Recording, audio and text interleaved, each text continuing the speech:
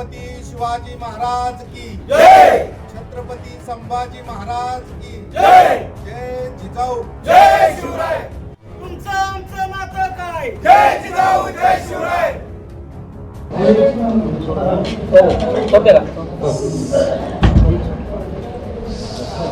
दादांचा उद्याचा दौरा आहे, नेमका त्या कशा संदर्भात आहे आणि नियोजन कसं करतो? मनोज दादांचा दौरा तसा 7 तारखेपासून चालू आहे, परंतु पंढरपूर मंगळवेढा तालुका शहर याच्यासाठी आम्ही दादांना सरकुली येथे सदरचं सभेचं मागून घेतलं होतं। त्यानुसार आम्ही समस्त सरकुली व सकल मराठा समाज यांच्या वतीने जे दादांच्या दौऱ्यात जे काय संवाद सभा किंवा अडीअडचणीसाठी जे काय नियोजन होतं ते एकदम मोठ्या प्रमाणात सगळ्या गावांनी सभा घेऊन तयारी चालू केलेली आहे आणि जवळजवळ तयारी पूर्ण झालेली आहे।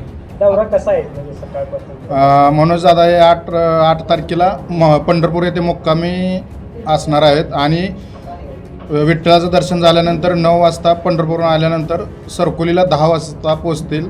तरी 10 वाजता मनोज दादांचं सरकुलीत आगमन होईल। या दौऱ्याचे प्रमुख मुद्दे काय काय असतात? या दौऱ्यातील प्रमुख मुद्दे दादांच्या दौऱ्याचा मुख्य उद्देश आहे, ज्या काही सरकारने आश्वासन दिलं तर त्या आश्वासनाची पूर्तता न केल्यामुळे दादांनी मराठा समाजाला जे कुणबी दाखल्याचं संदर्भात जे शिंदे समिती होती ते काम करत नाही, जे काय अण्णासाहेब पाटील महामंडळाचं जे परतावा आहे ते माघारी मिळत नाही, जे काय सारथी संस्थेला जे काय आश्वासन दिले होते त्याचे पूर्तता करत नाहीत आणि जे काय मराठा समाजाच्या विद्यार्थ्यांसाठी जे काही वसतिगृह आहेत ते पंजाबराव देशमुख मार्फत त्याचीही काय पूर्तता होत नाही। या सगळ्या सोलापूर जिल्ह्यातील मंगळवेढा तालुका पंढरपूर तालुक्यात ज्या काही अडीअडचणी आहेत त्या सोडवण्याकरता दादांना आम्ही विनंती केली आणि त्यानुसार दादा सरकुली येथे दोन्ही तालुक्यासाठी अडीअडचणी जाणून घेण्यासाठी आणि संवाद साधण्यासाठी 9 तारखेला सरकुलीत येणार आहेत।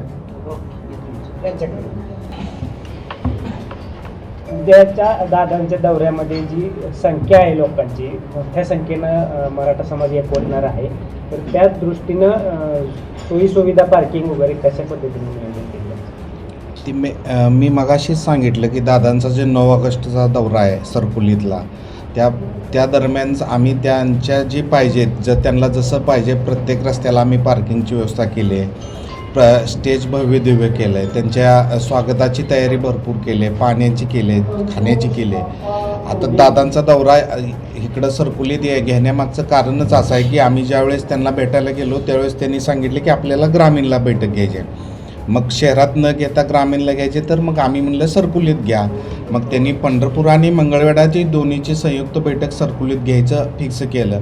मग ज्या दिवशी फिक्स केलं त्या दिवशीपासून आम्ही त्याच्या तयारीला लागलो।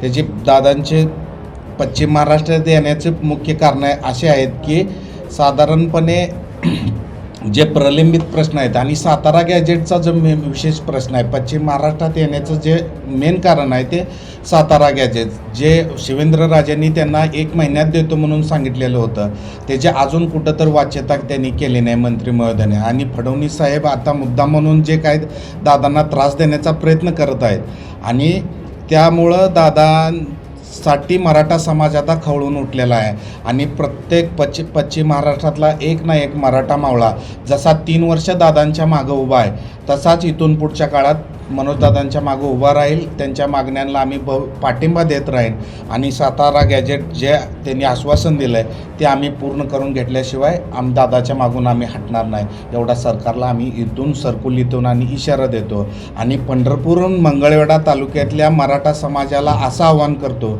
की जेवढ्या जास्तीत जास्त 9 तारखेला तुम्ही घरातून बाहेर पडा, सरकुलीच्या दिशेनं या आणि आपले फुलाची पाकळी म्हणून पाठिंबा म्हणून तिथं हजेरी लावा, एवढं मी आव्हान सरकुलीकराच्या वतीनं दोन्ही तालुक्यातल्या लोकांना करतो। पश्चिम महाराष्ट्रातील अनेक मराठ्यांना आजही कुणबी प्रमाणपत्र मिळाले नाहीत आणि पंढरपूर तालुक्यातसुद्धा काही गावे जर वगळली आणि पंढरपूर शहरातसुद्धा कसल्याही प्रकारे कुणबी प्रमाणपत्र ह्या सरकारने दिलेलं नाही, कुठल्याही प्रकारे महसुली किंवा शासकीय नोंदी आम्हाला दिलेल्या नाहीत। त्यामुळं उद्याच्याला जो जरांगे पाटील जी येणार आहेत त्याच्यासाठी सर्व समाज बांधवांनी जास्तीत जास्त संख्येनं आपल्याला सरकुलीमध्ये हजर राहायचं आहे, कारण सरकारने सातत्यानं मनोजदादाला जे दिलेलं आश्वासन आहे, सातारा गॅजेट, कोल्हापूर गॅजेट आणि औंध गॅजेट, सातारा गॅजेट एका महिन्यात लागू करतो म्हणून सांगूनसुद्धा वारंवार फसवणूक करण्याचं काम या सरकारने केलेलं आहे. फसवणूक फक्त मनोजदादा जरांगे पाटलाचीच केली नसून तर संपूर्ण अखंड मराठा समाजाची या सरकारनं फसवणूक केलेली आहे. हे लक्षात घेता ज्या लोकांना अंतरावली सराटीला जाता आलेलं नाही अशा लोकांनी उद्याच्याला 9 ऑगस्ट क्रांतिदिनी सरकोलीला बहुसंख्य आपल्या कुटुंबासह आपल्या लेकराबाळाच्या भवितव्यासाठी आपल्याला सरकोलीमध्ये हजर राहायचं आहे. तुम्ही घरात बसला तर तुम्हाला घरात बसून कुणीही काही देणार नाही. ही तळमळीची आणि आग्रहाची म्हणजे मागणी आपल्याला करायची असेल तर आपल्याला मनोजदादाच्या पाठीमागं ठामपणे उभा राहून या सरकारच्या विरोधात आपल्याला लढा उभा करावा लागणार आहे. आजपासून संघर्षयोद्धा मनोज जरंगे पाटील हे पश्चिम महाराष्ट्राच्या दौऱ्यासाठी रवाना झालेले आहेत. या ठिकाणी तुळजापूरमध्ये आज त्यांचा मुक्काम आहे आणि उद्या खऱ्या अर्थानं पश्चिम महाराष्ट्राचा दौरा हा पंढरपूरच्या पांडुरंगाच्या नगरीमधून चालू होत आहे.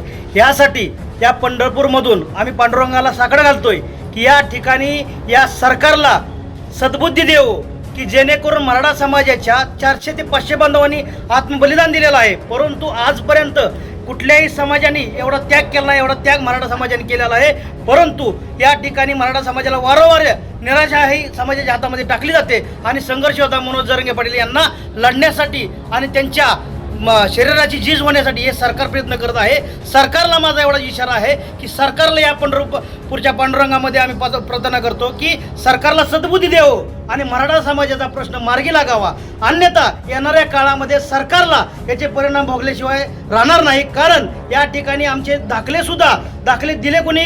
यांच्याच लोकांनी, यांच्याच अधिकाऱ्यांनी. आणि दाखले रद्द कोण करतोय? ह्यांचाच अधिकारी. यांचं कारण म्हणजे हे फक्त राजकीय डावपेच आहेत.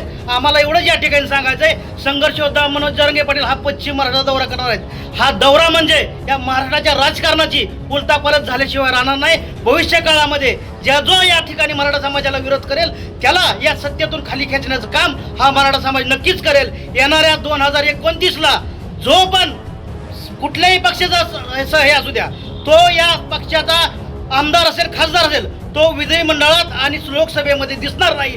जो कोणी विरोध करेल त्याला आमचा या ठिकाणी इशारा आहे. आणि एवढंच सांगतो, लवकरात लवकर सरकारनं सातारा संस्थेचं गॅजेटर असेल या ठिकाणी मंजूर करावं आणि मराठा समाजात जेवढ्या काही प्रलंबित मागण्या आहेत त्या लवकरात लवकर मान्य कराव्यात. अन्यथा तुम्हाला याचे परिणाम भोगावे लागतील.